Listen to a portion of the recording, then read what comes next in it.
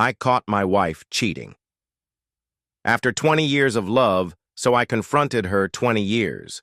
2 decades of laughter, struggles, and whispered promises under the dim glow of bedside lamps. I had built a life with Lisa, a home, a family, a foundation. Thought was unshakable, but betrayal doesn't always announce itself with a grand entrance.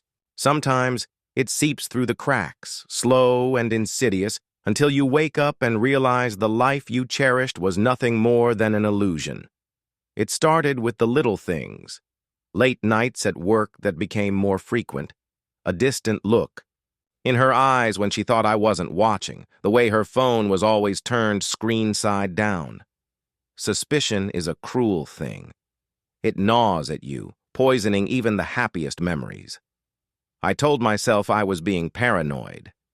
That Lisa, my Lisa, would never betray me. But doubt had already sunk its claws deep into my mind, and once doubt takes hold, it never lets go. I needed the truth. So, I did what any man in my position would do. I followed the breadcrumbs, hoping I was wrong. I checked our shared bank statements, finding unexplained expenses, hotel bookings, expensive dinners. My heart pounded as I scrolled through her messages when she left her phone unattended. Most were mundane, but then I saw one. A single message that changed everything. Last night was incredible. I can't stop thinking about you. The sender's name was saved as a simple letter, R. My hands shook as I put the phone down. My chest tightened, a cold weight settling in my stomach. 20 years. 2 decades of devotion, now reduced to a secret text message and a stranger with an initial for a name.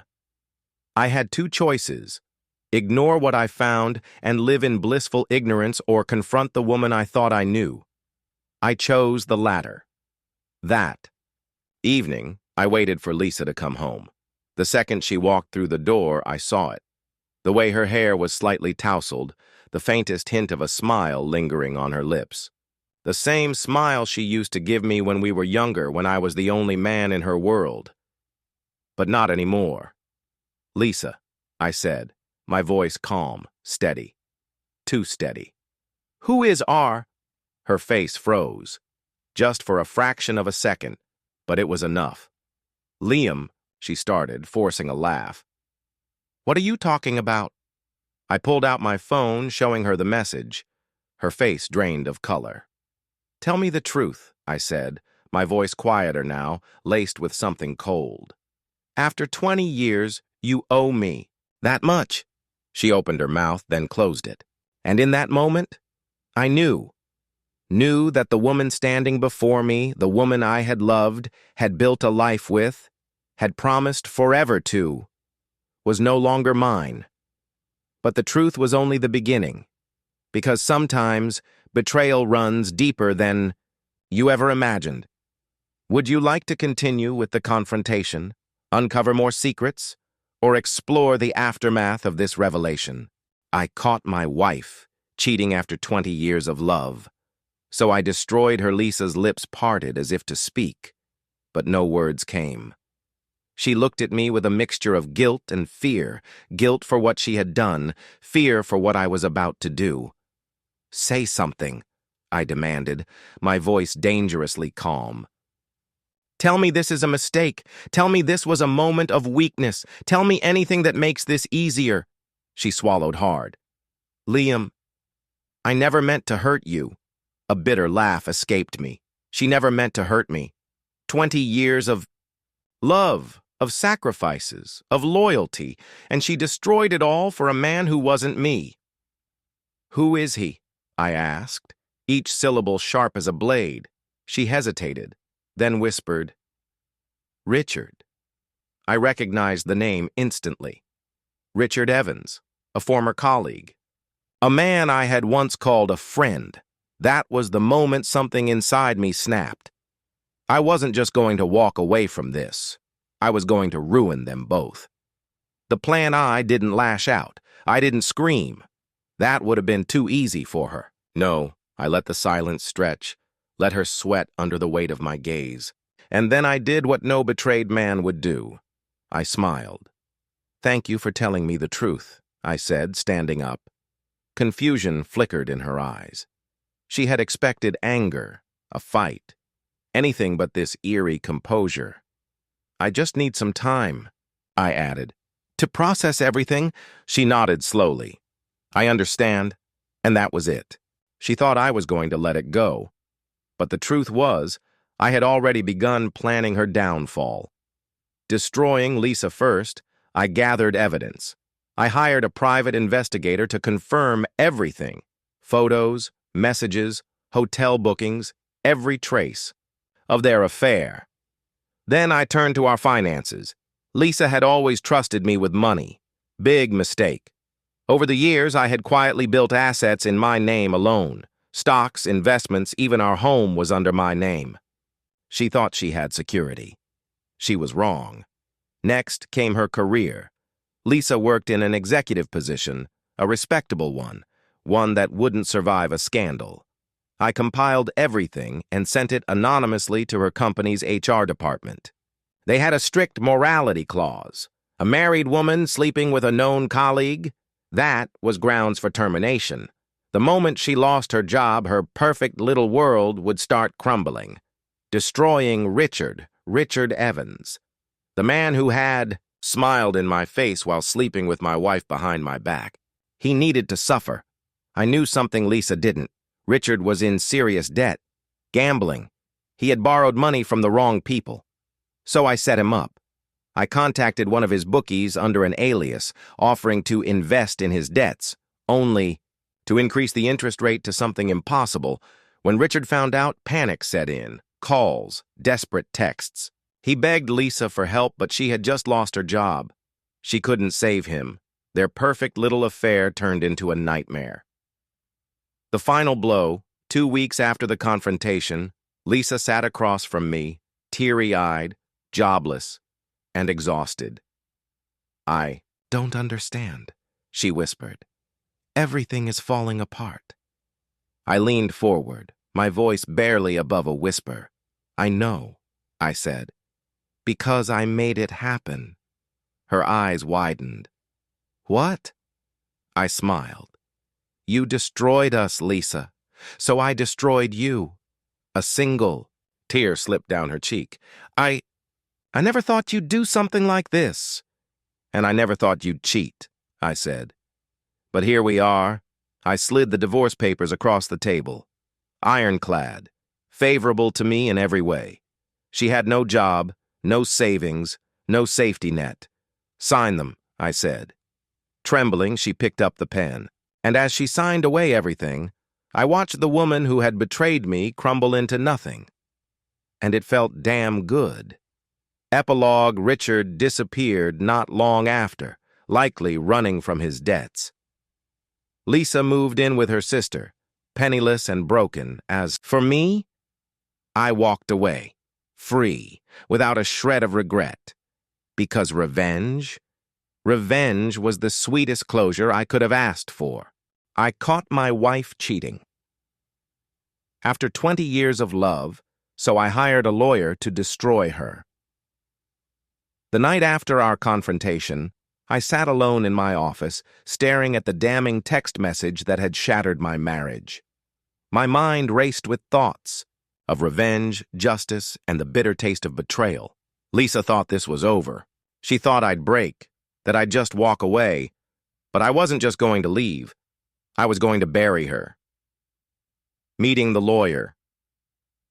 The next morning, I walked into the office of Ethan Caldwell, a divorce attorney with a reputation for ruthlessness. His clients didn't just win, they left their exes in ruins. He gestured for me to sit, his sharp blue eyes studying me.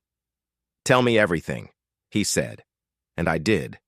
The affair, the text message, the financial discrepancies, the lies. He listened, nodding thoughtfully. Then he leaned back and smiled, a cold, calculating smile. "You came to the right man. The investigation begins." Ethan didn't waste time. Step 1. Gathering evidence. We hired a private investigator to dig into Lisa's movements, phone records, and finances. Within days, we had a full dossier, hotel receipts, surveillance photos, even a witness statement from a hotel employee who had seen them together. Step 2. Financial deep dive. Lisa had been siphoning money from our joint account into a separate account under her name. Not a lot, but enough to prove deception. That would not play well in court. Step 3. The legal strategy. Ethan drafted an at-fault divorce case built around adultery, financial fraud, and emotional distress. Lisa had no idea, but by the time she received the papers, she would be cornered.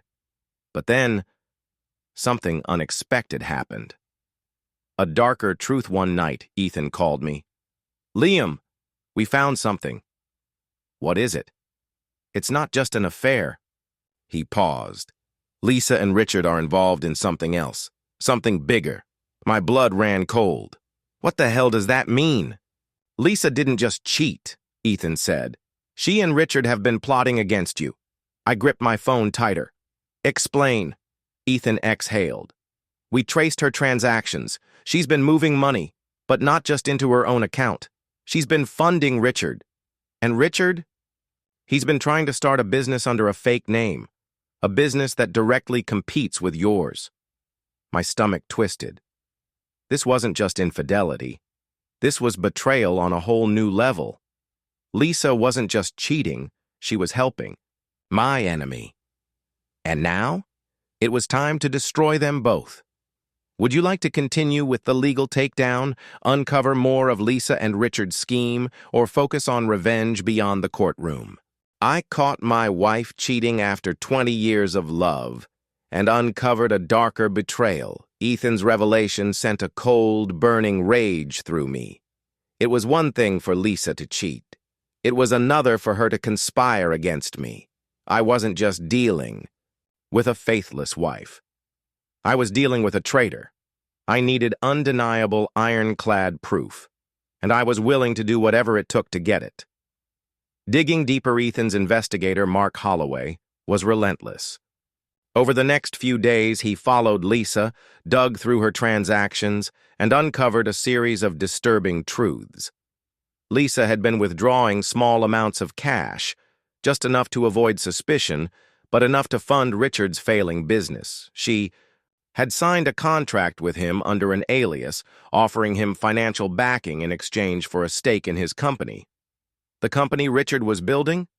A direct competitor to mine. They weren't just having an affair, they were trying to ruin me. But then came the final nail in the coffin. The ultimate evidence. Mark handed me a USB drive. "You're going to want to see this," he said grimly. Plugged it into my laptop and clicked on the folder. Surveillance footage. The first video? Lisa and Richard in a hotel lobby, kissing, holding hands, like they weren't even trying to hide. The second? A phone recording. I pressed play. Lisa's voice. "Once he's out of the picture, we won't have to hide anymore." Richard. "You're sure he won't see it coming?" Lisa. "He's too trusting. He won't realize what we're doing until..." It's too late. The walls closed in around me. Lisa and Richard hadn't just cheated. They had plotted against me, waiting for the perfect moment to take everything. My business, my money, my life. But now, I had them. And they had no idea. "The trap is set," I turned to Ethan, my fists clenched. "I want them destroyed," he smirked. "Oh, don't worry. By the time we're done, Lisa will wish she had never met you." And with that, the real revenge began. Would you like to continue with how the protagonist sets the trap, exposes Lisa and Richard, or executes his ultimate? Revenge? David Mercer's regret. David Mercer sat in his dimly lit apartment, a glass of whiskey in his trembling hand. The ice clinked as he took a slow sip, his mind drowning in regret. He had thought the affair with Claire would be exhilarating, an escape, a forbidden indulgence. But now it was a curse. Everything had fallen apart. The fallout it had started when Claire's husband uncovered the affair. At first, David had brushed it off. A scorned man's anger wouldn't last forever, but he underestimated him. Claire's husband wasn't just angry, he was calculating, methodical, and worst of all, he wanted revenge. David lost his job first. His company received an anonymous tip, emails and messages proving he had engaged in unethical behavior by sleeping with a married client's wife. HR didn't hesitate. They fired him on the spot. Then his marriage crumbled. His wife, Emma, had stood by him through everything, until she found out the truth. She didn't scream, didn't throw things. She just walked away. And when she filed for divorce, she took everything. His reputation, ruined, his finances, drained, his future, shattered. And Claire, she didn't care. She was too busy dealing with her own destruction. The weight of regret, David gritted his teeth as he stared at his reflection in the window. Who had he become? He had thrown away a loyal wife, a stable career, and his dignity. For what? A few stolen nights with Claire? It wasn't worth it. He had thought Claire was exciting, that she understood him in ways Emma never did. But in the end, she was poison. Now, she was in prison. Her name tarnished forever. And David, he was nothing but a ghost of the man he used to be. Regret clawed at his chest. He had lost everything. And the worst part? He had done it to himself. The art of revenge wasn't about rage. It wasn't about impulse. It was about patience, precision, planning. Claire and David Mercer had taken everything from me, my trust, my dignity, my love. They had schemed behind my back, betrayed me, and thought they could walk away unscathed. They were wrong. Step 1, isolate the targets I knew their weaknesses. Claire thrived on control. Mercer, he needed stability. I would strip them of both. First, I made sure Claire lost her financial security. Through careful leaks, I exposed her mismanaged assets and financial deceptions. The IRS came knocking. Frozen accounts, pending investigations. She was drowning before she even knew what hit her. For Mercer, his career was my first target. I had uncovered his dirty dealings, the side deals, the unethical business practices, a few well-placed anonymous tips to the right people, and suddenly, Mercer was a pariah. No company wanted to touch him. His professional reputation collapsed overnight. Step 2. Turn them against each other. A desperate person is a dangerous one, and desperate people turn on each other. Claire and Mercer were still in contact, but not for long. I sent Mercer forged messages, emails, texts that made it look like Claire had been using him all along. Fake contracts where she planned to cut him out. For Claire, I made sure she saw just enough evidence to believe that Mercer had been feeding information to the authorities to save himself. Doubt took root. Paranoia consumed them. They started blaming each other, fighting, falling apart. It was beautiful. Step 3. The final blow. The trap was set. Claire and Mercer had no money, no trust, and no stability. And then I struck. Claire, desperate to regain control, made a mistake. A legal one. Mercer, looking for a way out, betrayed her first, and I made sure they both burned. The authorities finally had enough evidence to lock Claire away. Fraud, conspiracy, embezzlement. The charges stacked against her. Mercer, he thought he had escaped, until the past came knocking. The people he had wronged in business, the debts he had tried to hide, they surfaced. His entire world collapsed. I stood back and watched. Them both lose everything. They had played their game, but I played it better. And I won. The fall of Claire Reynolds. The courtroom was silent, except for the rhythmic tapping of Claire's fingers against the polished wooden table. Her once pristine designer suit looked out of place in this setting. A woman who had built her life. On control, now powerless. She was about to lose everything. The prosecution had presented irrefutable evidence, documents exposing fraudulent financial transactions, her collusion with Mercer, her role in embezzlement schemes. The jury didn't take long to deliberate, guilty on all counts. The words echoed in the chamber, sealing her fate. Claire barely reacted. No outburst, no pleading, just the tightening of her jaw, the slight tremble in her hands. But I knew her better than anyone. She wasn't accepting this. She was planning something. Betrayed by her last ally, Claire had always been a master manipulator. But there was one thing she had never accounted for: Mercer's cowardice. David Mercer had thrown her under the bus to save himself. In exchange for a reduced sentence, he had given prosecutors everything: evidence of Claire's schemes, bank transfers, even her private emails outlining the entire financial sabotage. When Claire was escorted out of the courtroom, her gaze finally met mine. For the first time, I saw something new in her eyes. Not anger, not arrogance. Fear. She had lost the game, and she knew it. The desperate escape. But Claire wasn't the type to accept her fate. She had one last trick left. A few weeks into her prison sentence, I received a chilling phone call. Claire Reynolds had escaped. A staged medical emergency. A corrupt guard. And just like that, she was gone. I should have been shocked, but instead, I smiled. Because I was ready for this. I had anticipated every move she would make, and this time when I caught her, there would be no escape.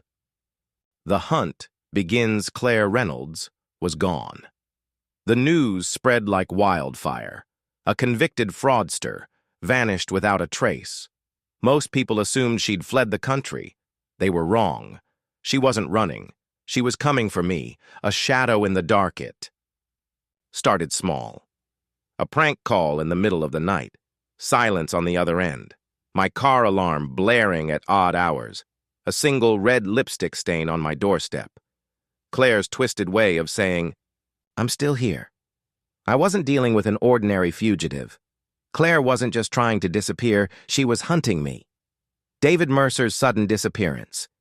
Then Mercer vanished. No warnings, no signs. One day he was there, pleading for a second chance at life. The next, gone. His apartment, trashed. His car, abandoned at the airport but no flight records. The last security footage showed him leaving a bar with a woman. I didn't need to see her face to know. Claire had gotten to him first, and if I didn't stop her, I would be next. Nowhere to hide, I reinforced my security. Cameras, private guards. I even carried a gun for the first time in years. None of it helped, because Claire wasn't just attacking from the shadows. She was inside my life, my emails, hacked, my business deals, sabotaged, my closest allies, mysteriously threatened. She wanted to destroy me piece by piece before delivering the final blow. The final game. I knew how Claire operated. She was meticulous, patient. She wouldn't strike until she was certain of victory. But I wasn't the same man she had betrayed. I had spent months planning her destruction. Now, I was planning her capture. The hunter had become the hunted, and when she finally made her move, I'd be waiting. Setting the trap, Claire thought she had me cornered.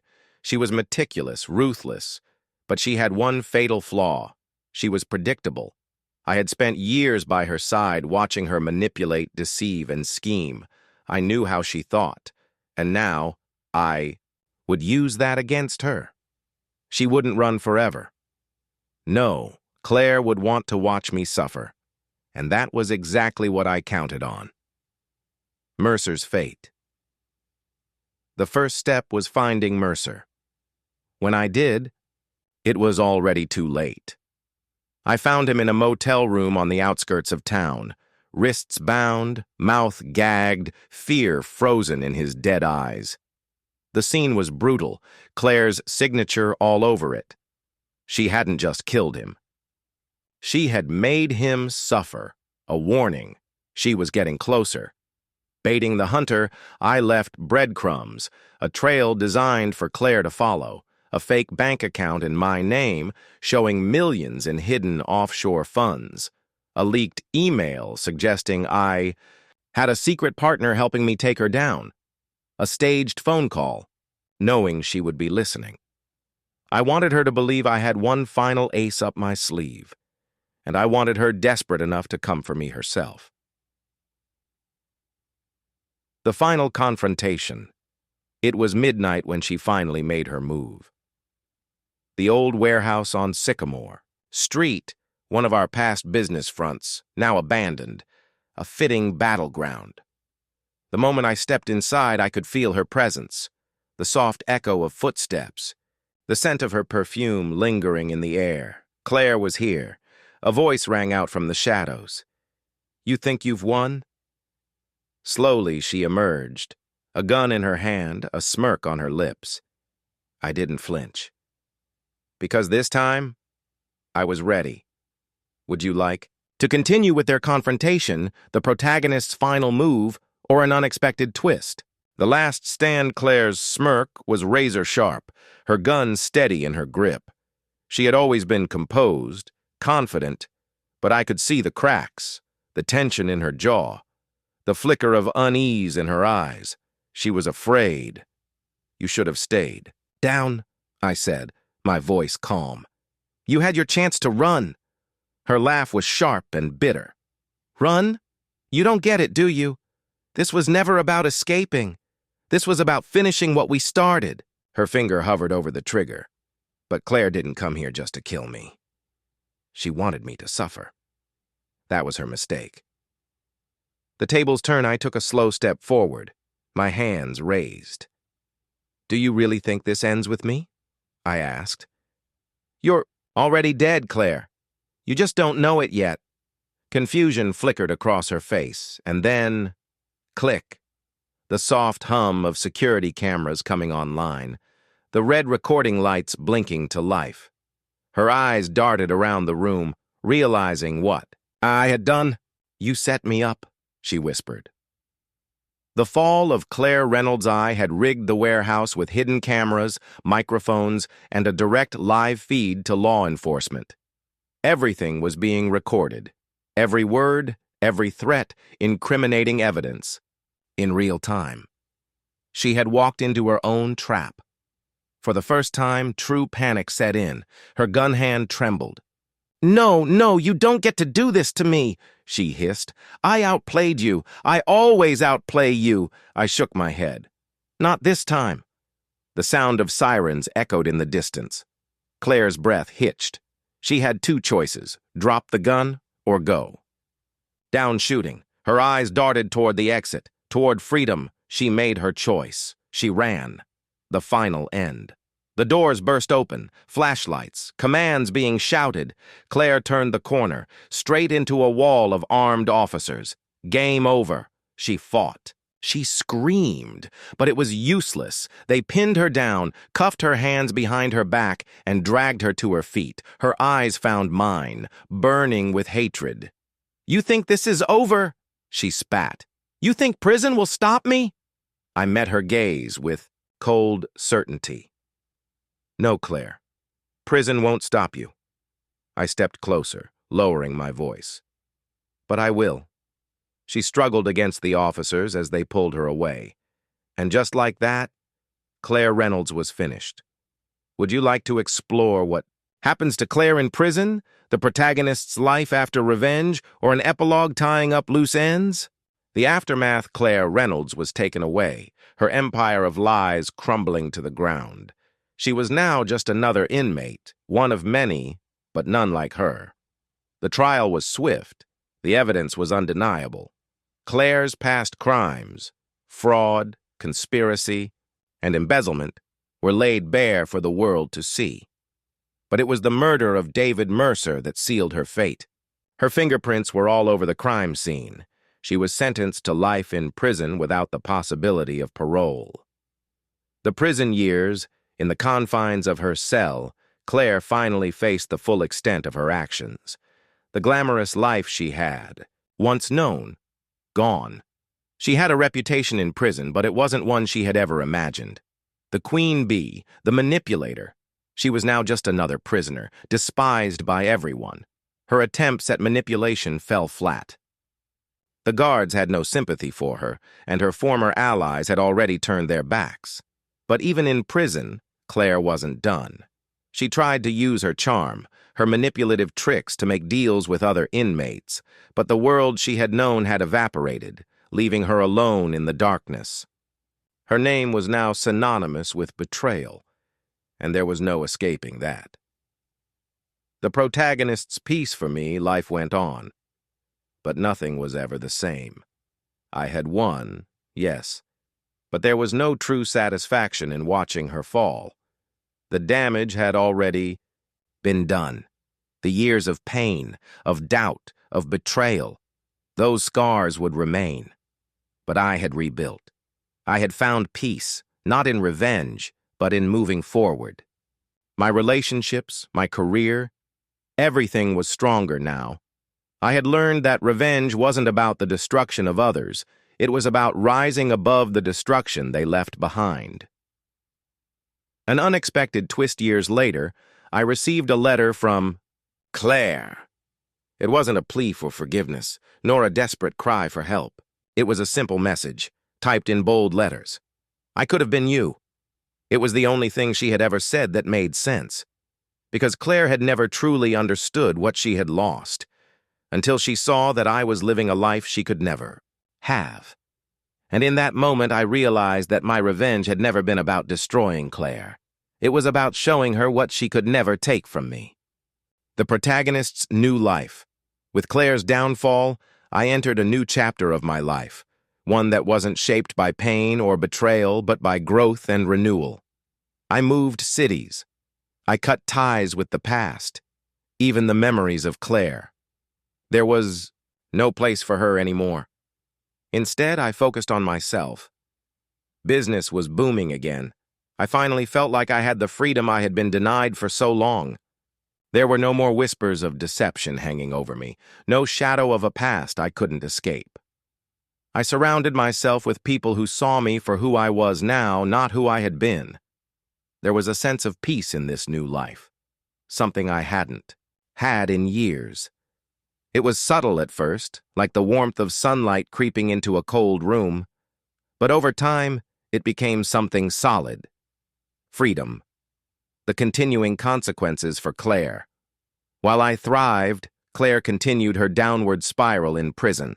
Years passed, and the woman who had once controlled everything now found herself utterly powerless. Her attempts to manipulate others had long since backfired. She tried to reach out to old contacts, but no one would listen. The years had stripped her of her charm, her influence, and most importantly, her confidence. She was now nothing more than a hollow shell of the woman she once was. Her letters to me had stopped. She realized that nothing she could say would change the outcome. She was alone. And in her isolation, I saw something she had never allowed herself to feel regret.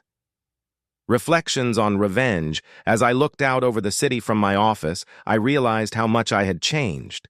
Revenge had been my catalyst for survival, but it was never the end of my story. It had been the beginning of my healing. Claire had believed she could break me. She had believed that by destroying everything I loved, she would take my soul. But she had underestimated one thing. I was stronger than she ever thought possible. Revenge, in the end, was not about her. It was about me. I had risen from the ashes she tried to bury me in. Evolving relationships. The years that followed were a testament to the life I had rebuilt, one not just of success, but of healing and connection. At first, I was wary of letting anyone too close. The scars Claire had left behind were deep, and I was reluctant to trust again. But over time, I began to open up piece by piece, letting people see the new me. New beginnings. It wasn't long before I met Sophia. She was sharp, confident, and most importantly, she saw me as who I was now, not as a man shackled by a past I couldn't outrun. Sophia didn't try to fix me. She didn't try to save me. Instead, she accepted me, flaws, scars, and all. She understood the pain I'd endured, but she never let it define our future. And for the first time in a long while, I felt whole again. Family and reconnection with time, I also mended the strained relationships with my family, those who had stood by me through the darkest days, and those who had pulled away. The hurt and distrust had kept us apart for too long. But with Claire gone from my life, I found the strength to rebuild what had been broken. There were difficult conversations, and the healing didn't happen overnight. But over time, my family began to see me for the man I had become, a man who had risen from the wreckage of his past, not as a victim, but as someone who had taken control of his destiny. The final goodbye. I had heard the news about Claire from time to time, rumors from the prison, whispers about her deteriorating health, her struggles with the harsh conditions. But none of it reached me the way it once had. The only thing I needed to know was this: I was no longer tethered to her. The final chapter had been written. Looking forward, as I stood at the edge of a new chapter in my life, with Sophia by my side, and the weight of my past finally behind me, I couldn't help but wonder what the future held. I knew there would always be shadows, memories of betrayal and revenge that would linger, but they no longer controlled me. I had become the author of my own story, and the pages ahead were mine to write. Moving forward with Sophia and I grew closer with each passing day. We were a team, partners in every sense. She supported my decisions, my growth, and in return, I gave her my trust, my vulnerability. For the first time, I understood what it meant to have someone by your side who didn't want to change you, but simply loved you for who you were. We made plans, big ones, a future that stretched beyond what I had ever imagined in the dark days of revenge. There were new ventures to explore, new places to see, and a new life to build. Sophia wasn't a rebound, nor was she a filler in the gaps of my broken heart. She was the person I was meant to find after the storm had passed. A fresh start hour. Relationship wasn't perfect. We had our disagreements, our challenges, but we learned to communicate. There were nights where we stayed up late, talking about our dreams, our fears, and the things we wanted to change in the world. And in those moments, I saw a future that had nothing to do with Claire or my past. It was a future of possibilities. Sophia became my anchor. She kept me grounded in the here and now. The fact that she wasn't a shadow from my past allowed me to fully invest in the present, to create something new without the baggage of old betrayals dragging me down. The passing of time months turned into years, and with every milestone I realized how far I had come. There were whispers about Claire still, but they no longer reached me. Her name had become a distant echo. There were moments when I would think about the dark times, when I would catch a glimpse of something familiar, like a place we had gone together, or a song that reminded me of the pain. But those moments were brief. They no longer had the power to control me. And then there was Sophia, with her smile, her quiet strength. She was all I needed now. Claire's final days. Meanwhile, in prison, Claire's story came to a slow, bitter end. The years of abuse from fellow inmates, her isolation and her declining health took their toll. She was a shadow of the woman she had once been. No longer the powerful manipulator, no longer the ruthless architect of destruction. She had become a broken woman. The prison doctors told her that she had months to live. She would never be released. Her plans to escape the law had been dashed long ago, and now she was left to confront the consequences of her actions in the silence of her cell. She died quietly, the last remnants of her defiance fading into the shadows. There would be no dramatic end, no last-minute escape, just the slow whisper of a life that had been consumed by its own lies. The future ahead. With Claire's death, there was one last sense of closure that I hadn't known I needed. The final chapter of my story had been written, not in vengeance, but in peace. And as I stood with Sophia, looking out over the horizon, I knew that the story was only just beginning. The darkness had passed, and all that was left now was the light. The future unfolds. The days grew longer, and with each passing one, I found more reasons to smile. Sophia and I built a life together that felt real, authentic, and free from the chains of the past. We moved into a new home, a modest place, but one that felt like ours. It was quiet, tucked away in the outskirts of the city, where the world felt less chaotic. We spent weekends cooking together, tending to the small garden out back, and taking long walks in the park, talking about everything and nothing. Our bond deepened with time, as it became clear that we weren't just partners in the day-to-day moments. We had become soulmates. We shared dreams of traveling the world, of building something meaningful together, and of leaving behind the ghosts of the past. Sophia's influence. Sophia wasn't just a calming presence in my life. She was my equal. Her intellect, compassion, and ambition pushed me to be better. She had a way of seeing the world in shades of gray that I had never understood before, and in many ways, she helped me forgive myself for the mistakes of my past. Her support wasn't just emotional. She encouraged me to go after new opportunities, to follow my passion, and to take risks. The same man who once thought revenge was his only path had become someone who believed in second chances, not just for others, but for himself. A new chapter. We traveled just as we had dreamed. Europe, Asia, South America. Every place we visited was another chapter, another moment in our story. We explored cultures, tasted new foods, and met people whose lives had unfolded in ways we could never have imagined.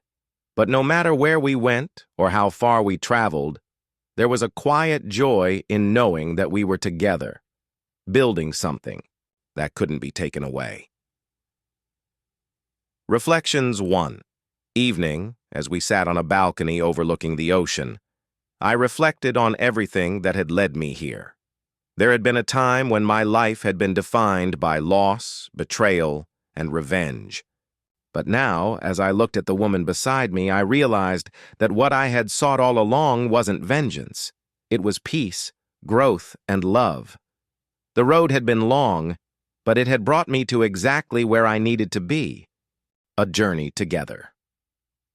The years passed, each one more fulfilling than the last. The memories of Claire, of betrayal and revenge, faded into the background, becoming just that, memories, as I lived each day with Sophia. Our shared moments became the foundation of a life I had once thought impossible. We continued to travel, to explore, to grow. Each new city, each new experience was a reminder that the world was still full of possibilities. But the most meaningful part of this journey was always the quiet moments at home, the evenings we spent together side by side, carving out a life of ordinary magic. Sophia and I had found a rhythm together that felt effortless. We began planning for the future in ways I never had before. We talked about children, what kind of parents we would be, what kind of legacy we would leave behind. The idea of family felt real now, not in the distant future, but as something we could build, starting with the life we were living today. New challenges. Of course, no life is without its challenges. Sophia and I, though deeply connected, still had moments of disagreement. It was in these times that I realized how far I had come. The old me, The man who would have hidden his emotions or stewed in silence now found the courage to communicate. We were learning and evolving together, never staying stagnant. And yet, no matter the disagreement, I knew we were partners in this. We weren't simply surviving life. We were learning how to live it fully, with all its ups and downs. The return of the past.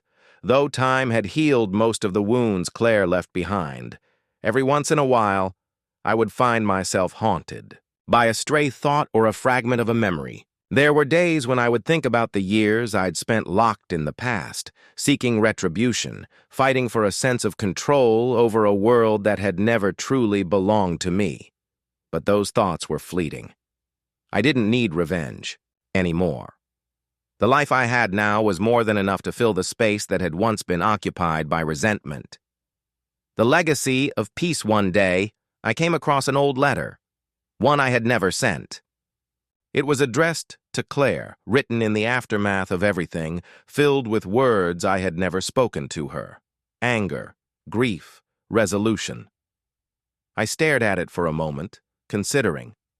But in the end, I decided to leave it in the past where it belonged. There was no need for closure with her anymore. The closure had already come. Looking forward, and so life moved forward, no longer defined by betrayal, but by the choices I made now.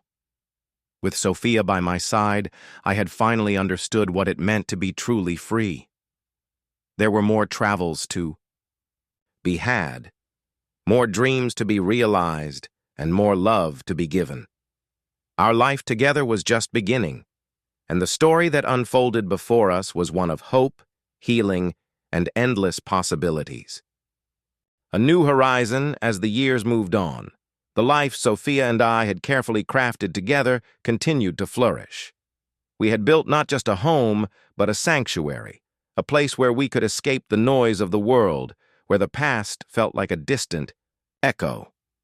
The dreams we had shared, of children, of traveling, of living life fully, were becoming a reality. We had found ourselves on the same page in ways that seemed almost too perfect, yet here we were, making it work each and every day, a family of our own. The day. Sophia told me she was pregnant. I remember feeling something I hadn't expected. It wasn't just excitement, though there was plenty of that. It was a sense of completion, a feeling that my life had come full circle. This child, our child, was the next step in our journey. It was a chance to build a legacy of love, stability, and understanding, things I had never known as a child but was now ready to offer. New challenges, new strengths. Parenthood wasn't without its challenges, but they felt different now. Instead of feeling overwhelmed or uncertain, I embraced the responsibility. Sophia and I were partners in this, just like we had always been. There were sleepless nights, moments of frustration, and times when we disagreed on how best to care for our newborn. But with every challenge, we only grew stronger. We learned that love wasn't about perfection. It was about compromise, patience, and trust. Our family expanded in ways that I never thought possible. Every new day with our child brought me a sense of peace, a reminder of how far I had come from the angry man who sought revenge against the world. A future together.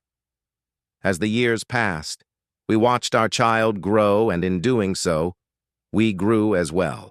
We taught our child everything we had learned about resilience, love, and forgiveness. Our home became a place of laughter, discovery, and growth.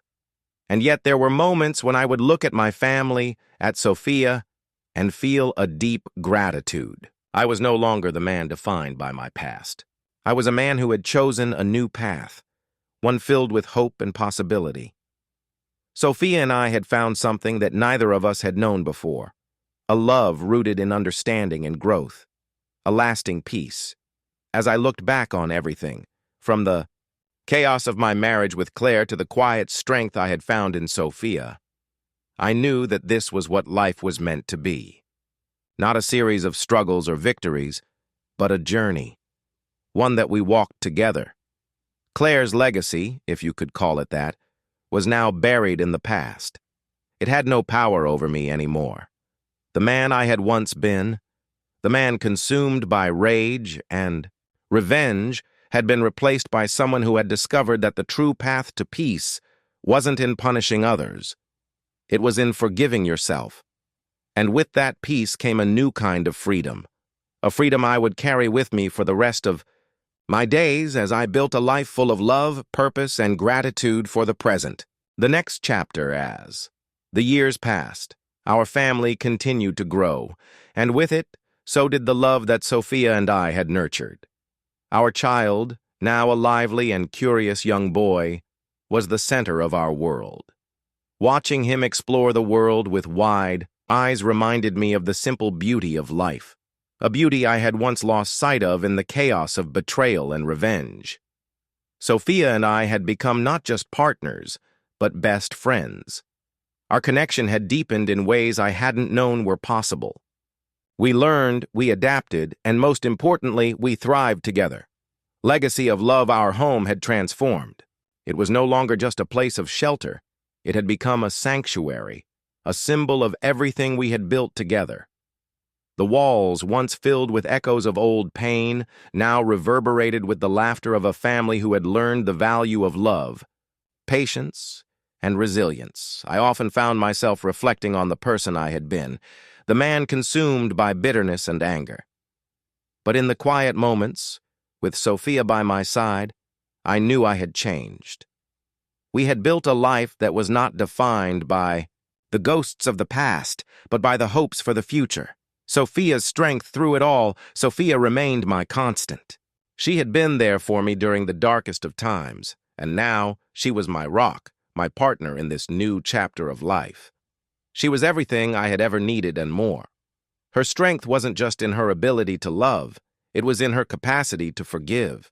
There were moments, in the quiet of the night, when we talked about the people who had shaped us, the people who had left their marks on us for better or for worse. But even in those moments, Sophia never saw the past as a chain to bind us. She saw it as a lesson, one we had both learned and moved beyond. Looking forward, we started new ventures, built new memories, and planned for the future with excitement. There were still challenges to face, still moments of uncertainty, but we faced them together. Our love had transformed from a fleeting passion into a steadfast commitment to one another and to the family we had created. As our son grew older, I found myself teaching him the lessons I had learned throughout my journey, lessons not of revenge, but of understanding, of grace, and of how to move forward even when the past threatened to weigh you down. The ultimate realization. One day, as I stood with Sophia, watching our son play outside, I realized something profound. This was the life I had always been meant to live. Not one filled with retribution or resentment, but one filled with peace, growth, and unwavering love. In the end, it was never about the revenge I sought or the battles I fought. It was about the choice to let go of the past and embrace a future of possibilities, and with that, I knew that I was finally free. Not from Claire or the betrayals of the past, but free from the emotional weight that had held me captive for so long. Free to live the life I had always deserved. The calm. After the storm, as the seasons passed, I began to see how deeply the choices I had made had shaped not just my own life, but the lives of those around me. Our family, once just a dream, had become a beautiful reality. The little moments, helping.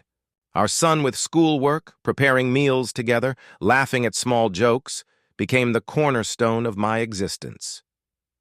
There was peace now, a peace I never thought I would find after the storm that had raged for so long. The years of emotional turmoil, the sleepless nights, the ceaseless need for justice had been replaced by something far more valuable: contentment, a legacy of resilience.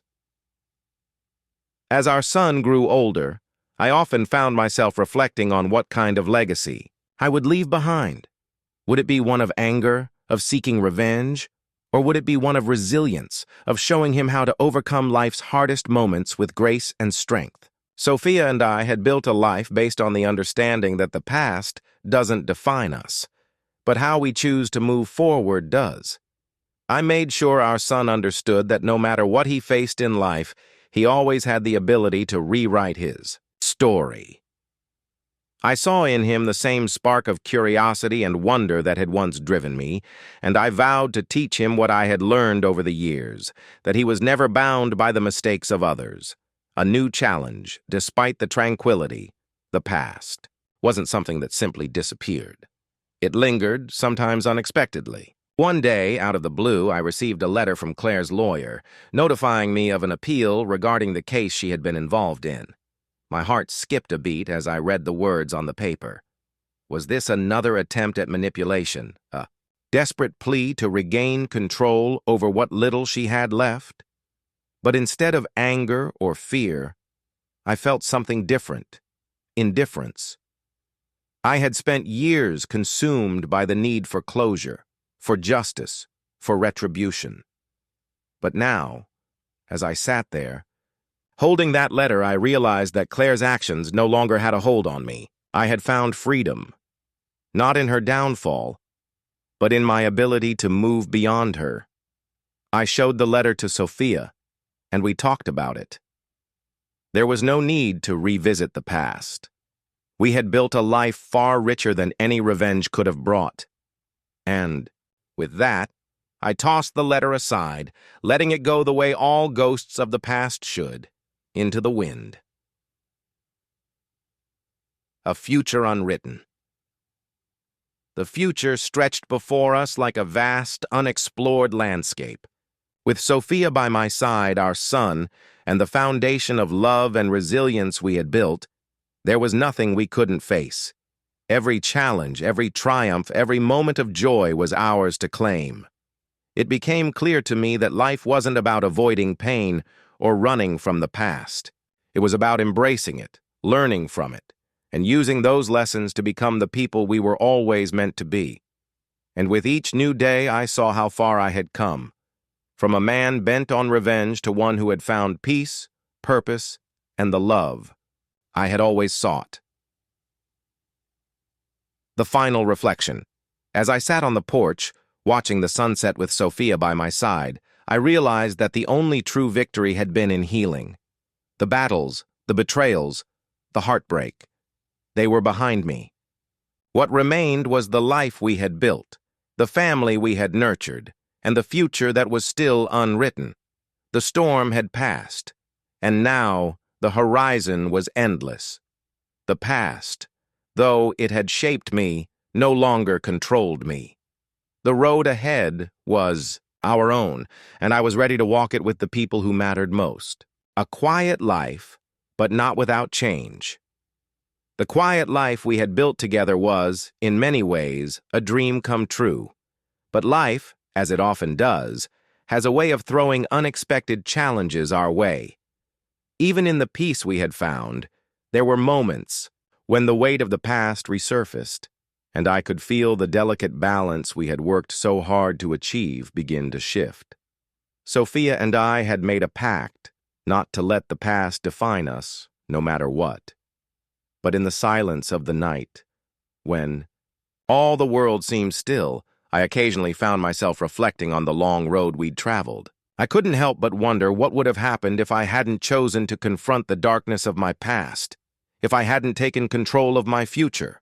Would I still have the same strength, the same clarity? Would I have found peace without Sophia, without the family we had created? I didn't know. But what I did know, as I looked at my son playing outside, was that I had built something worth protecting, something worth fighting for.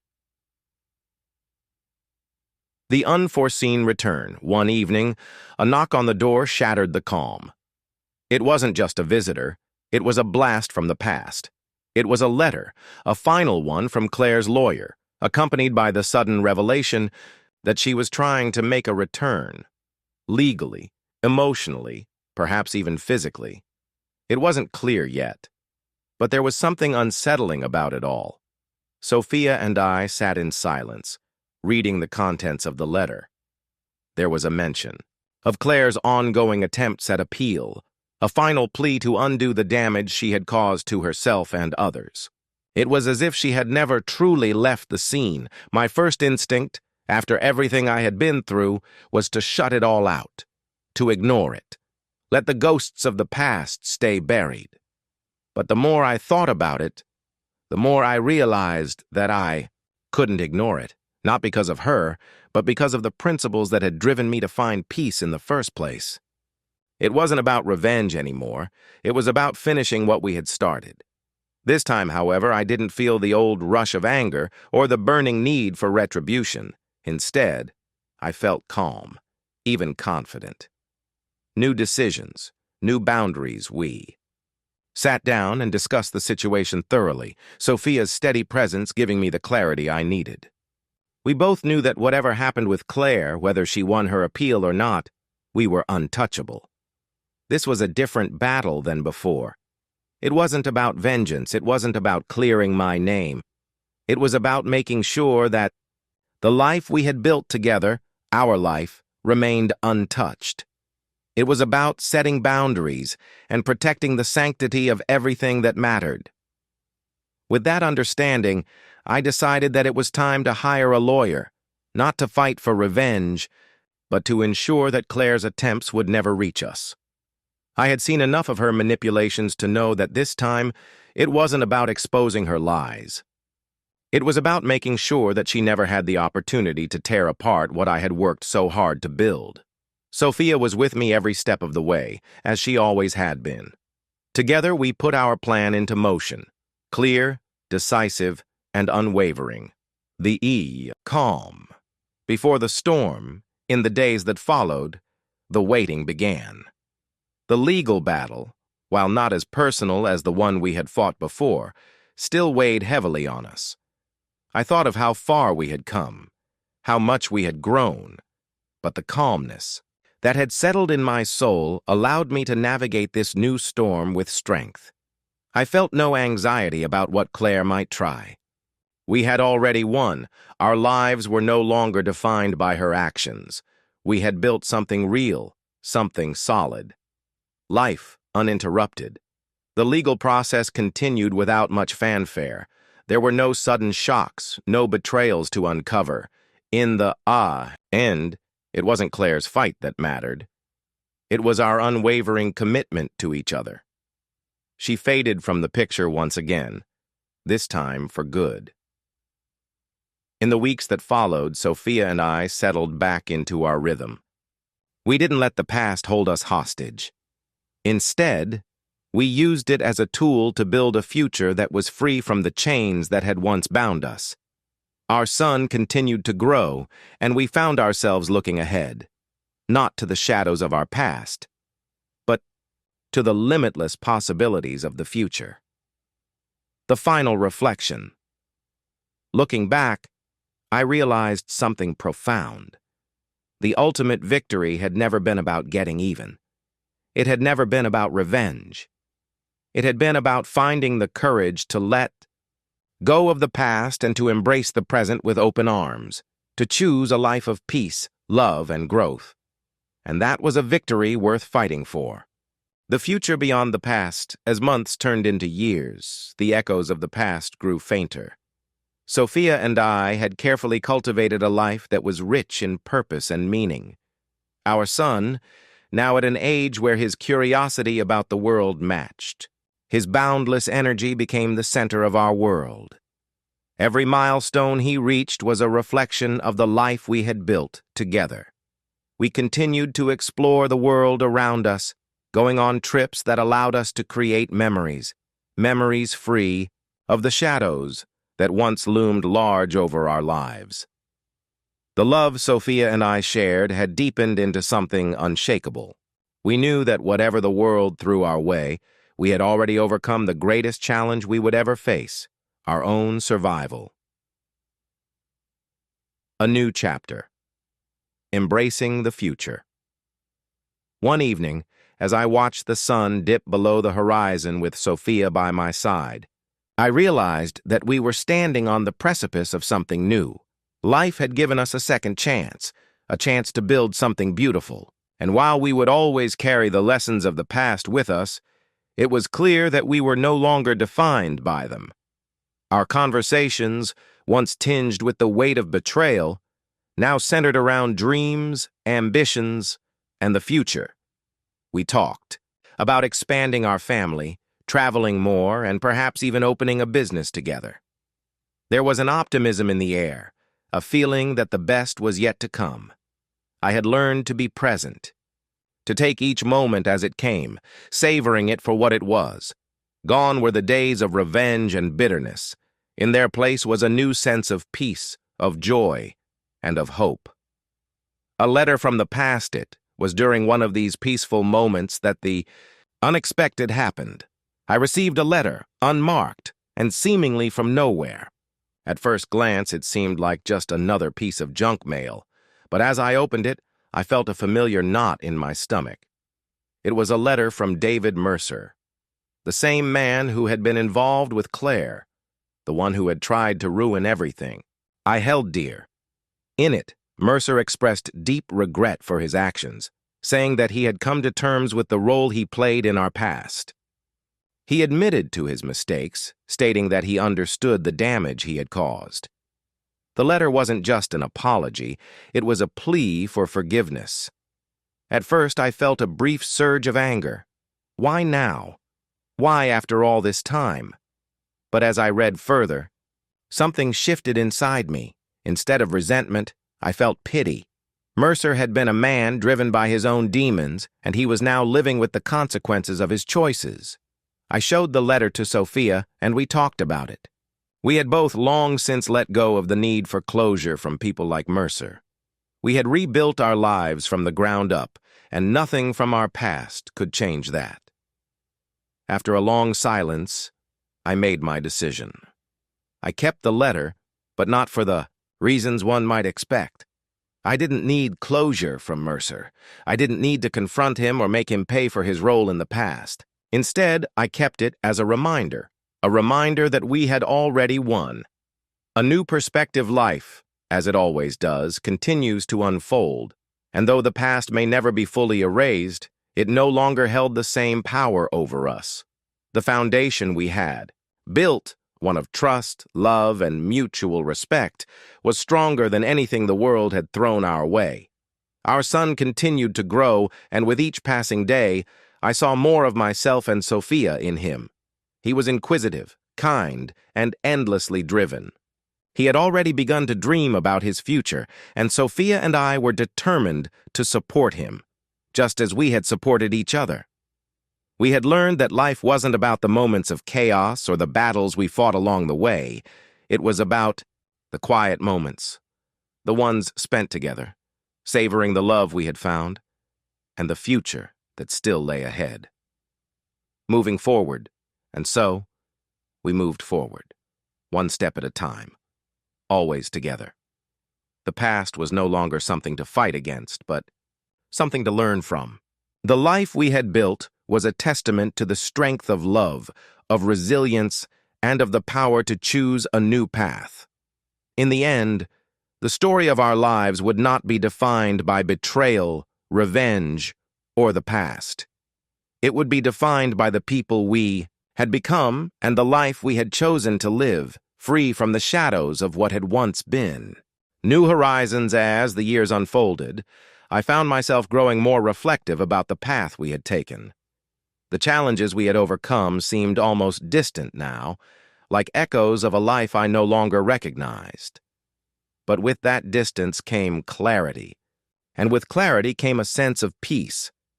Our son, no longer the young child I had once held in my arms, was stepping into adolescence with an eager curiosity. I watched him with pride as he navigated the world with an openness I had never thought possible. He was determined, thoughtful, and at times almost eerily aware of the complexities of life. There were moments when I saw pieces of myself in him, but also flashes of Sophia, her warmth, her steady nature. He had inherited the best of both of us, Sophia's and my growing connection.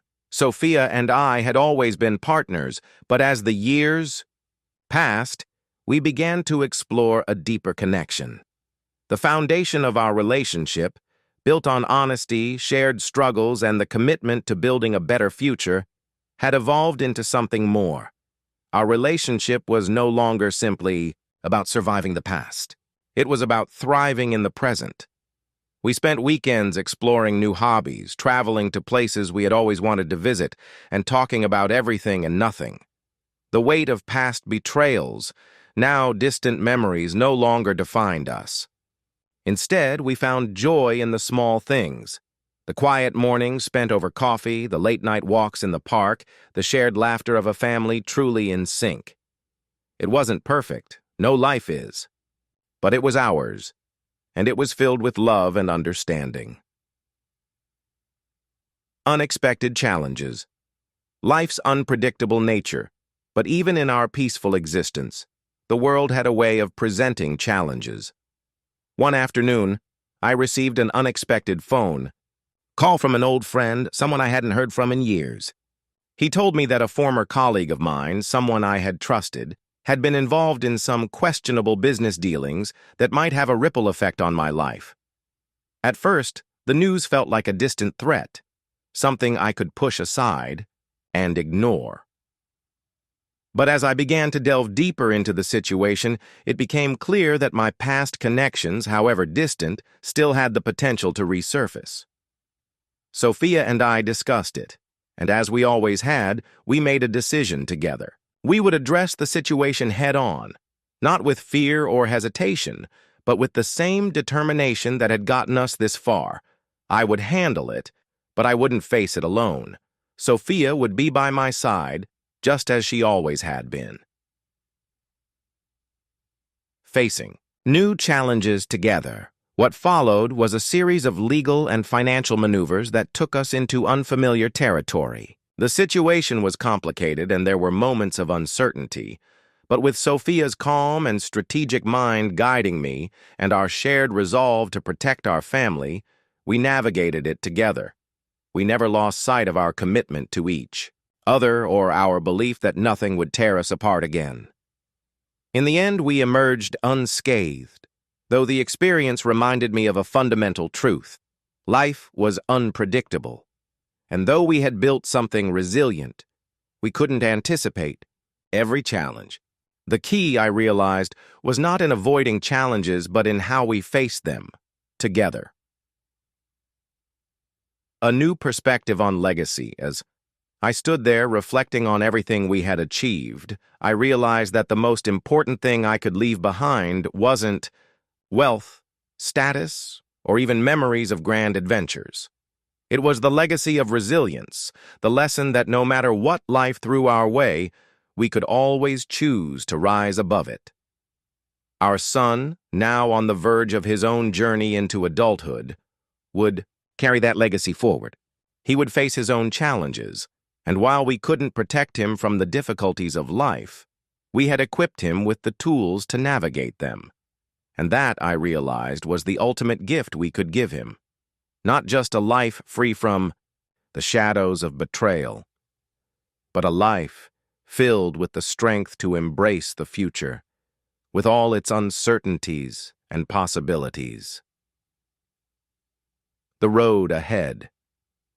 With that understanding, I felt a sense of closure. The road ahead was still long, and though it was filled with unknowns, I was no longer afraid of what it held.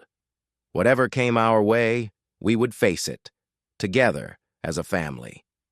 As I sat with Sophia and our son, watching the sun dip below the horizon, I knew one thing for certain. The future was ours to shape, and in the end, it was not the trials that defined us, but the choices we made in response to them. The path forward. A new adventure years had passed, and yet the world around us remained full of opportunities, uncertainties, and potential. Sophia and I had long since found a rhythm in our lives, a rhythm that not only celebrated the love, We shared but also embraced the unpredictable nature of life. The lessons learned from the dark chapters of our past had become our compass, guiding us through each new phase with clarity and purpose. Our son, now a young adult, had grown into someone I could be proud of. He had learned the importance of integrity and resilience from the two of us. But most importantly, he had learned the power of choice. Watching him leave for college, I couldn't help but feel a mixture of pride and bittersweet nostalgia. The future had arrived, and while the past was always a part of us, it no longer held sway over our actions. Sophia and I stood together at the threshold of this new chapter, the challenges of the past now behind us, and the horizon wide open before us. New opportunities on the horizon. The quiet mornings spent at home had been replaced by new pursuits, new projects, and new dreams. As I had promised, we continued to nurture our relationship, exploring interests we had never before had time for. We took up painting and hiking, venturing into nature on weekends to reconnect with both the earth and each other. One day, while we were discussing future plans, a new opportunity arose. A business venture that had been on the back burner for years, something I had always wanted to pursue, finally became viable. It was risky, but in the way that every exciting challenge is. The kind of risk that didn't scare me, because I had already faced much worse and come out on top. Sophia was as determined as I was to pursue it. We both knew that embracing change was not just about moving past the old, it was about creating something new and meaningful together. The business would be an extension of our shared vision, a reflection of the journey we had taken. It wouldn't just be about financial gain, it would be about legacy, about building something that would stand the test of time, much like our relationship had facing the past one last time. But as we ventured into this new business venture, something unexpected happened. A familiar face from the past reached out. David Mercer.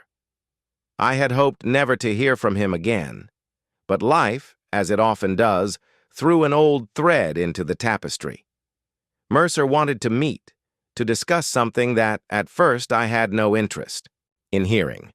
Still, out of curiosity, and perhaps because I now saw the world with a sense of detachment, I agreed. We met at a small cafe, the very place where I had first learned of his betrayal all those years ago.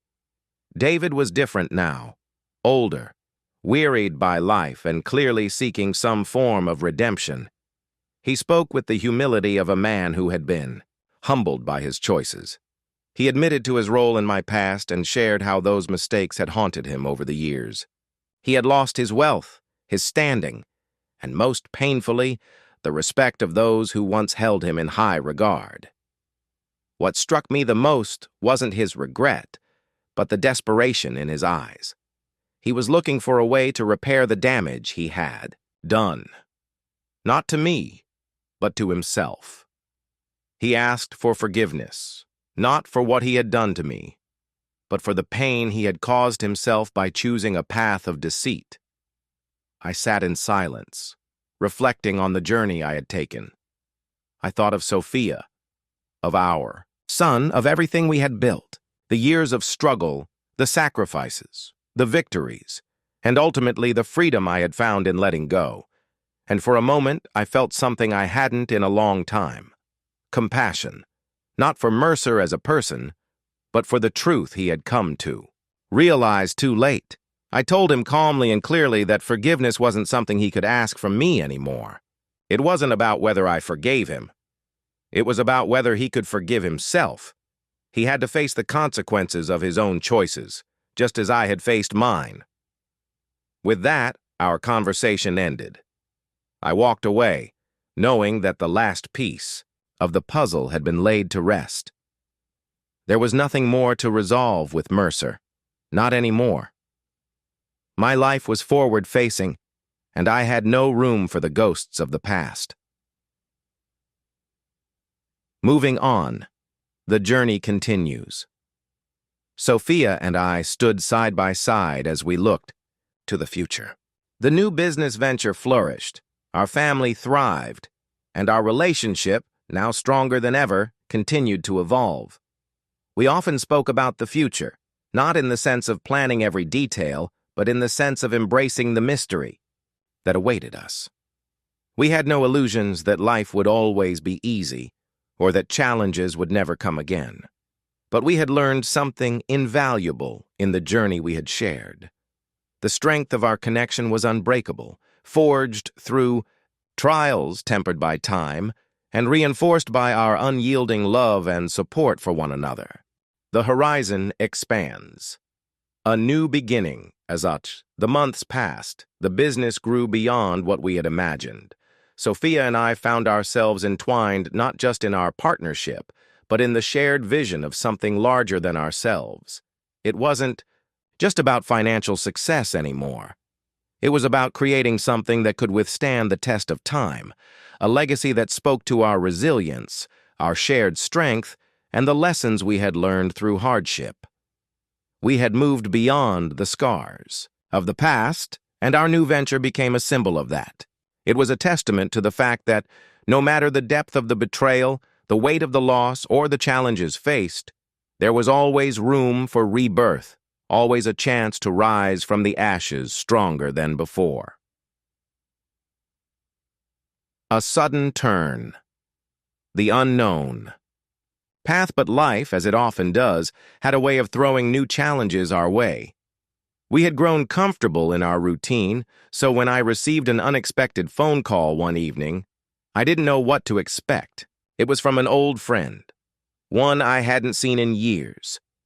His voice was shaky, filled with urgency, and he spoke of something I could never have predicted. He was in danger. His business had been targeted by corporate espionage, and he needed help. His voice cracked as he explained that his family was in jeopardy.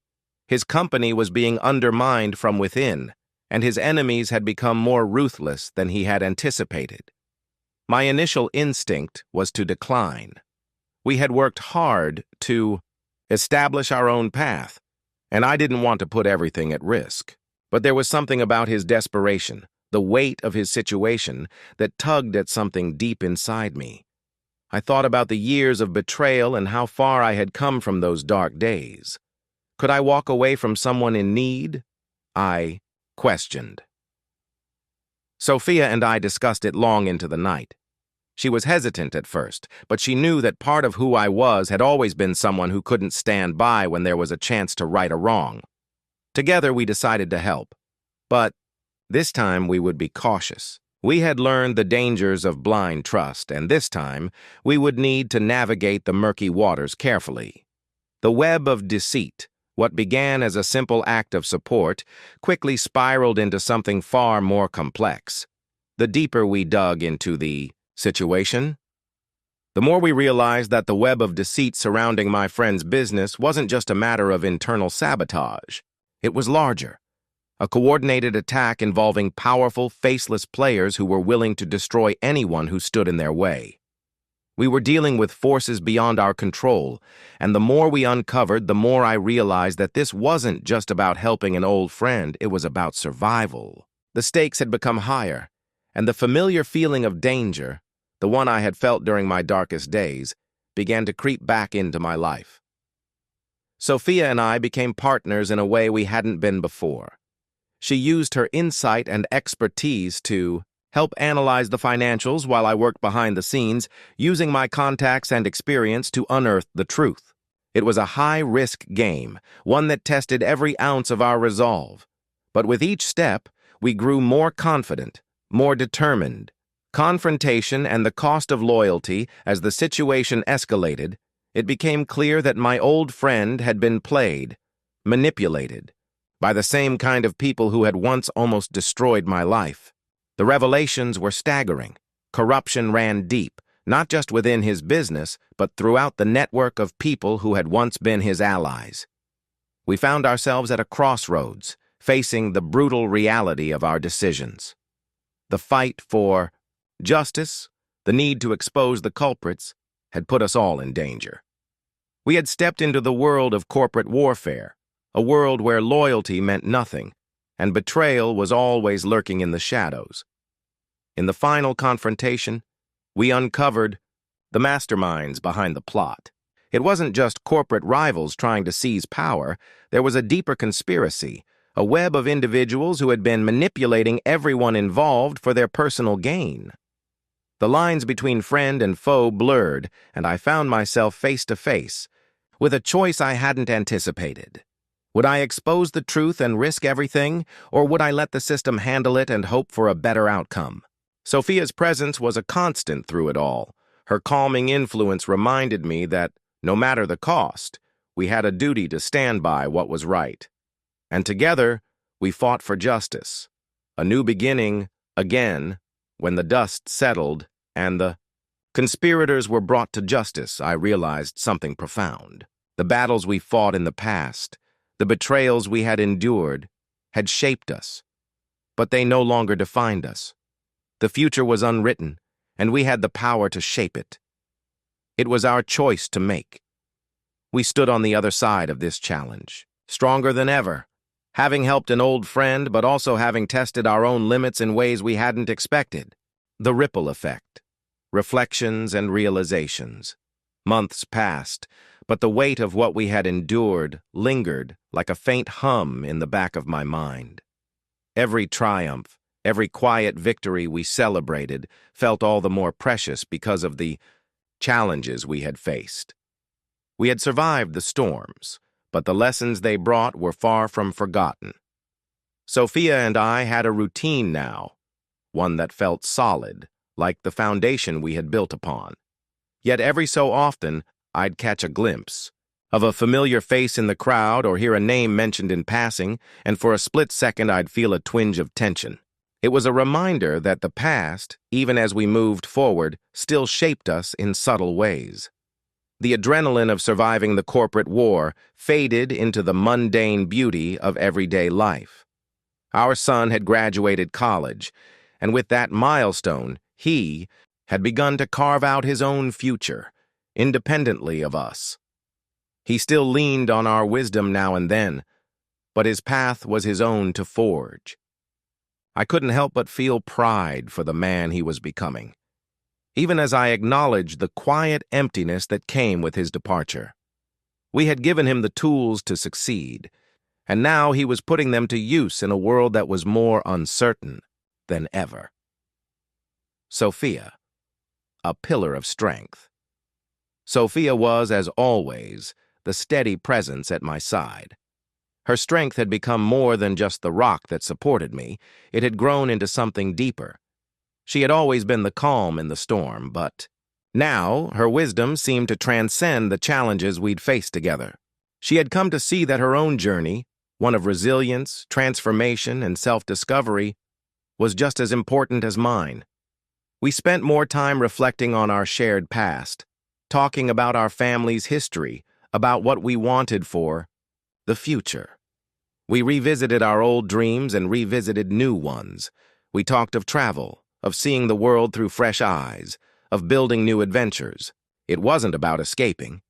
It was about experiencing life together in all its complexity. And yet, there was something in the quiet moments between us, those times when we sat together side by side, that made me realize we had already built a legacy together. One that would stand, not because of what we had accomplished, but because of how we had done it. A new kind of challenge. Stepping into the unknown one evening, as we were winding down after dinner, an old acquaintance reached out to me. His name was Eric Montgomery, an influential philanthropist, and one of the few men I had once trusted when my world had felt utterly broken. He had his own share of scandals, of corporate losses, but somehow he always managed to bounce back. I never had to like the man, but I respected his ability to survive the worst life threw at him. "Are you ready for something that might change everything?" he asked me, his voice laced with both urgency and a hint of excitement.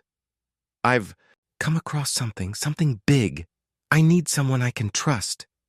I listened, intrigued but cautious. Eric wasn't the type to make idle promises, and whatever this was, it was serious. I can't explain over the phone, he continued, but if you're interested, we'll meet tomorrow. It's bigger than anything you've faced. For a moment, I hesitated. Another world of danger, of calculated risks, of unknowns. I had just managed to secure peace for myself, Sophia, and our future. Was it worth jeopardizing everything we had worked for? But the same voice inside me, the one that had refused to let me remain stagnant in the face of adversity, spoke louder than the doubts. Yes, I thought. We're ready. The future. Forging a new path, Sophia.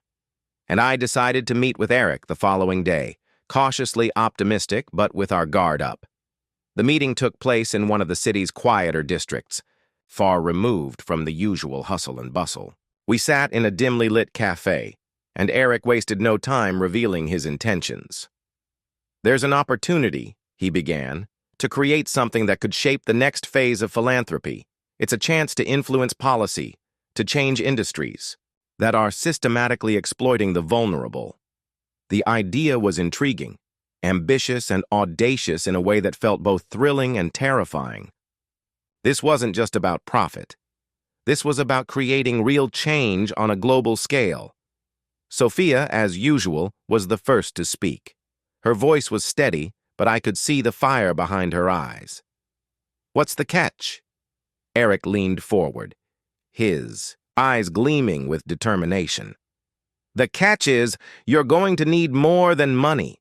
You're going to need influence, partnerships, people who believe in your cause. The challenge was clear, and for the first time in years, I felt that same familiar rush. This was it. This was our chance to make a difference. As the conversation drew to a close, I looked at Sophia, searching her face for any signs of doubt. But there were none. She was all in, just as I was. We were standing on the precipice of a new adventure, the beginning of a new revolution. Months passed since that fateful meeting with Eric Montgomery, and the wheels of the grand vision we had discussed began to turn. Sophia and I, despite our earlier reservations, found ourselves fully immersed in this new venture. What had initially seemed like a daunting challenge quickly evolved into an all-consuming mission that resonated with every fiber of our being. We weren't just building something for ourselves anymore. We were building a movement. What started as a philanthropic endeavor turned into a complex, multi-layered effort to disrupt industries, push for social justice, and influence global policy. We worked tirelessly, our days filled with endless meetings, strategizing, and collaborating with experts who believed in the same cause. The stakes had never been higher, and neither of us could afford to fail. Our influence grew steadily, and soon we began making powerful alliances with influential figures from all corners of the world. Together, we created a platform that combined technology, finance, and social activism to challenge the very foundations of corporate greed and political manipulation. Every victory we achieved, whether it was a new partnership or a piece of legislation passed, felt like another piece of a larger puzzle coming together. But with every victory came a new layer of complexity, and the more we succeeded, the more our enemies multiplied. The shadows grow longer. It wasn't long before we realized that the same forces we had once fought in the corporate world, the shadowy networks that operated in the dark corners of society, had begun to take notice. They didn't take kindly to the changes we were pushing for, and they weren't about to let a couple of idealists disrupt their control without a fight. There were subtle signs at first, an unsettling phone call, an anonymous email with threats, disguised as warnings, strange figures lurking in the background of events we attended. At first, we brushed it off, focusing on our work, convinced that we were on the right path. But the deeper we ventured into the heart of this revolution, the clearer it became. The fight had become much more personal. One evening, as we were wrapping up a late-night meeting, I noticed a car parked across the street, its headlights barely visible in the distance. My gut twisted with a familiar unease. I had spent enough time in the shadows to recognize when someone was watching. The feeling was eerie, but we couldn't afford to let paranoia dictate our actions. Sophia noticed the shift in my demeanor. "We've come too far to be intimidated," she said, her voice steady.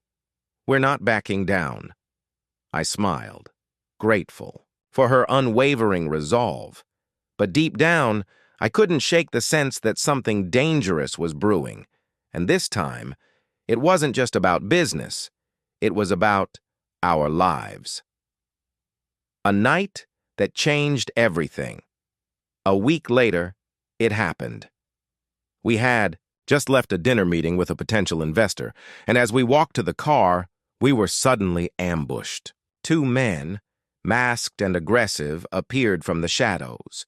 They moved with purpose, their eyes locked on us. Before we could react, one of them grabbed me, throwing me to the ground while the other moved toward Sophia. The fear that had once surged in me, back in those darker days of betrayal and revenge, returned with a vengeance. But this time I wasn't fighting for myself. I was fighting for her. For the future we had worked so hard to build. The struggle was brief but intense. I managed to break free, and with Sophia's help we fought back, scrambling to protect each other. The assailants eventually retreated, but not before one of them dropped a chilling message. "We know who you are. This game isn't over." The threat was clear. And for the first time since we had started this journey, I realized how far the stakes had gone. These people weren't just trying to stop us. They were willing to kill to keep their control intact. The cost of ambition. The attack left us shaken, but it also clarified something we hadn't fully understood until that moment. This fight, this cause, was no longer just about social justice or even about the fight for change. It had become personal. We couldn't stop now. We wouldn't stop. But we had to be smarter, more strategic.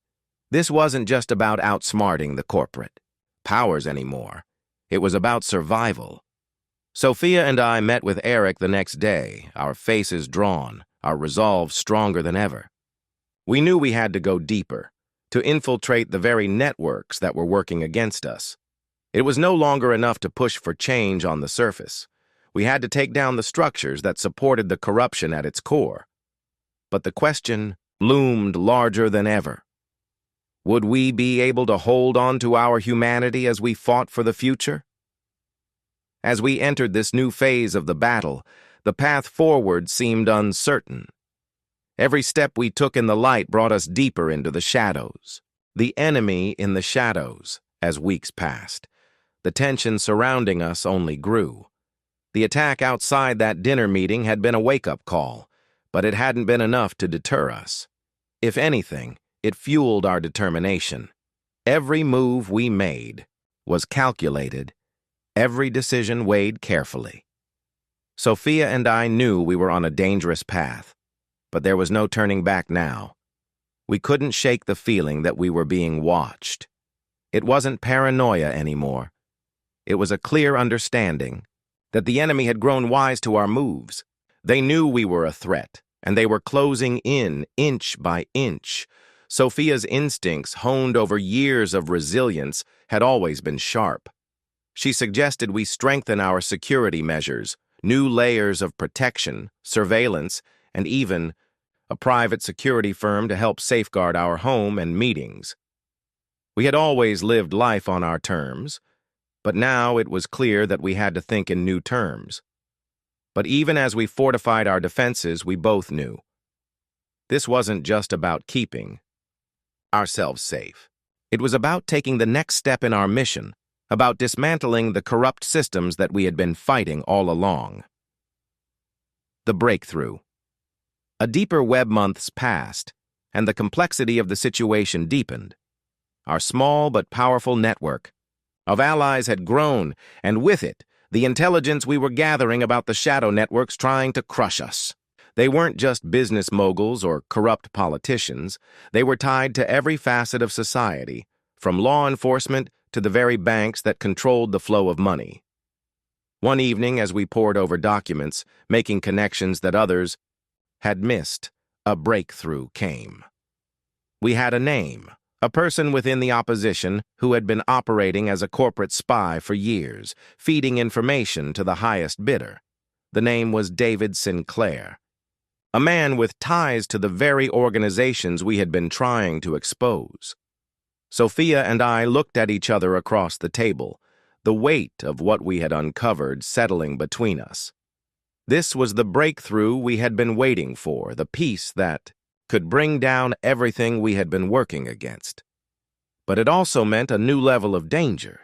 Sinclair wasn't just any businessman. He was connected, deeply embedded in the systems we were trying to disrupt. We had no choice but to move forward. The trap, drawing them out, it was time to get more aggressive. The longer we waited, the more dangerous the game became. We needed to expose Sinclair and his allies to force them into the open, but we couldn't do it the same way we had before.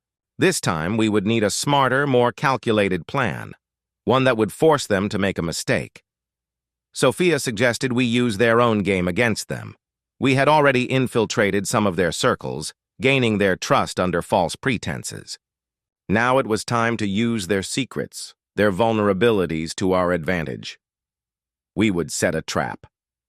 The plan was set in motion quickly. We would stage a meeting with Sinclair, pretending to offer him an opportunity he couldn't resist.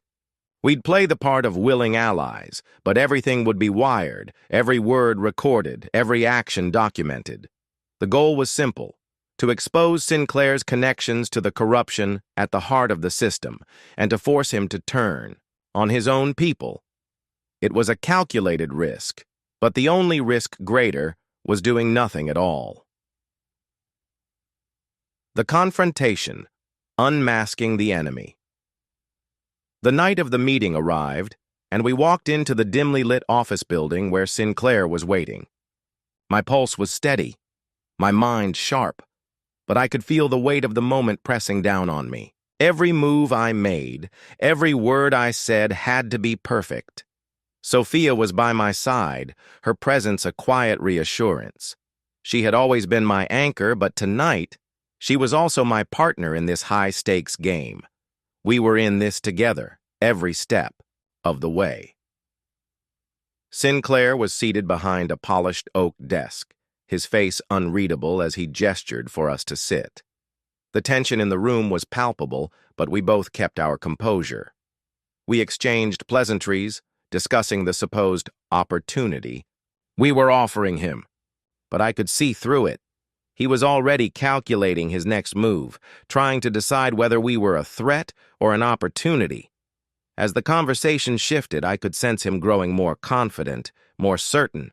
It was almost as if he could feel the trap closing in on him, but he didn't yet realize he was walking right into it. Then, as planned, the signal was given. One of our allies, positioned outside, began broadcasting the meeting live. Every word, every gesture was being recorded and sent to the authorities, the press, and the public. The look on Sinclair's face shifted from smugness to shock as the truth of his involvement in the corrupt networks was laid bare. But it was too late. The trap had already been sprung. The fall of David Sinclair in the days that followed, the fallout from Sinclair's exposure was immediate and far-reaching. The aftermath, preparing for the next phase. The days that followed Sinclair's exposure were a whirlwind of activity. We had done what we set out to do, publicly unmasking one of the key figures behind the corruption we were fighting. But there was no time to rest. The enemy we had started to unravel was vast, and Sinclair was merely a cog in a much larger machine. Sophia and I both understood that this victory was temporary. We had forced the shadows to retreat for a moment, but they would return with greater force, seeking vengeance. The walls of our home, once a safe haven, now felt more like a fortress under siege. We could no longer afford to be complacent, but we had learned valuable lessons from the battle with Sinclair. We knew how to move in the shadows, how to exploit weaknesses, how to stay one step ahead, and we knew how to strike at the heart of the enemy with precision. Now, it was time to turn our attention to the next phase. Building the network, our first priority was to build the network of allies that would help us sustain the momentum we had gained. The public had rallied behind us, but it was the quiet work in the background, the building of a discreet but powerful group of supporters, that would allow us to survive the coming storm. Sophia and I spent countless hours vetting potential partners, carefully selecting those with the right motives and the resources to make a real impact. We reached out to former allies of Sinclair, many of whom were eager to jump ship now that his true nature had been exposed. Some came forward willingly, disgusted by the corruption they had been complicit in. Others required a bit more persuasion, but we knew how to handle that. Our small team began to grow, expanding from a handful of trusted individuals to a network of lawyers, journalists, activists, and corporate insiders. They shared our vision for a world free from the chokehold of corporate greed, and they understood the risks involved. Together, we could continue the fight. But we also knew that the enemy was watching. The opposition wouldn't just vanish, they would regroup, adapt, and retaliate. They were cornered now, and when predators are cornered, they become more dangerous. Sophia's new role, Sophia, ever the strategist, took on a more prominent role in shaping the direction of our campaign. She was brilliant in crafting narratives, understanding public sentiment, and organizing grassroots movements. As we deepened our reach, Sophia became the face of our cause. Her ability to inspire and motivate was unmatched, and she quickly gained a following among those who were hungry for change. But with the increased exposure came the inevitable backlash. The media, once supportive of our efforts, began to turn against us. The powerful corporations that had once turned a blind eye to Sinclair's actions now started to target us with coordinated disinformation campaigns. We found ourselves at the center of a storm of lies, twisted headlines, and shadowy accusations. Through it all, Sophia remained unshaken. She used the media against itself, turning their attacks into further fuel for our cause. We had learned from the best how to turn the tables, and now it was our turn to use every tool at our disposal to stay ahead. The rising threat, their counterattack. While we were strengthening our position, the enemy was already planning its counterattack. We had disrupted their operations, but they weren't about to let that slide. The networks they had built were vast and intricate, and we had only scratched the surface. Sinclair was just one piece of a much larger puzzle, and it was only a matter of time before they came after us with everything they had.